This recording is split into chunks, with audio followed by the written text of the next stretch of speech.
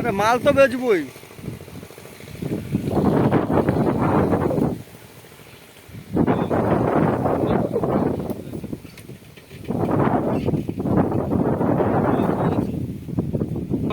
please দা,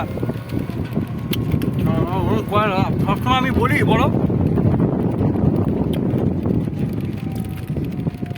কি ছবি তুলে বুঝতে পারছি তুমি জাস্ট ভিডিও করছি এটা পেছনটা সামনে